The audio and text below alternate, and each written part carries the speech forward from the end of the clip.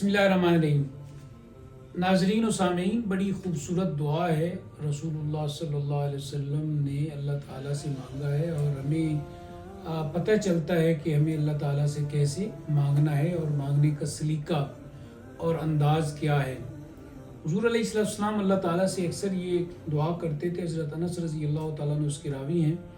اللہم انی اعوذ بک من الہم والحزن، کہ اے اللہ میں تجھ سے حفاظت کی دعا کرتا ہوں، پناہ طلب کرتا ہوں، پناہ مانگتا ہوں غم سے، پریشانی سے۔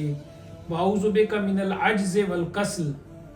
انسان عاجز آ جاتا ہے اور کبھی سست پڑ جاتا ہے، تو اے اللہ سستی سے اور عاجزی سے میں پناہ چاہتا ہوں اور تجھ سے حفاظت کی دعا کرتا ہوں۔ واعوذ بک من الجبن والبخل، انسان کبھی بزدل بھی ہو جاتا ہے، کبھی اس کے اندر کنجوسی کی صفت بھی پیدا ہو جاتی ہے، تو اے اللہ میں بزدلی سے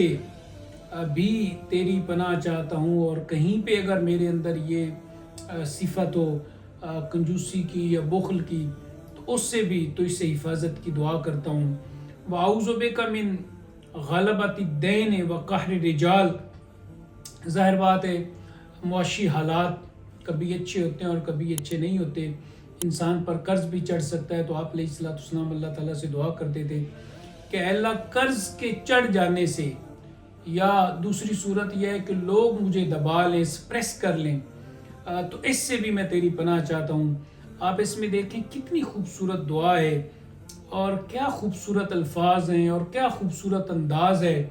کہ آپ علیہ السلام جن چیزوں سے اللہ تعالیٰ سے دعا مانگ رہے ہیں کہ اللہ مجھ پہ قرض نہ چڑھ جائے، اور ایسا نہ ہو کہ لوگ مجھے دبا لیں، کہیں میں سست نہ ہو جاؤں اور میں نیک اعمال نہ کر سکوں، کہیں میں بزدل نہ ہو جاؤں۔ تو ہمارے لیے یہ دعا بڑی رہنما ہے، اور اس کا جو اسلوب ہے، اس کا جو کنٹینٹ ہے، وہ ہمارے لیے بہت ہی خوبصورت ہے۔ اللہ تعالیٰ ہمیں توفیق عطا کرے کہ ہم اللہ تعالیٰ سے اسی طرح مانگتے رہیں۔ وآخر دعوانا ان الحمد للہ رب العالمین۔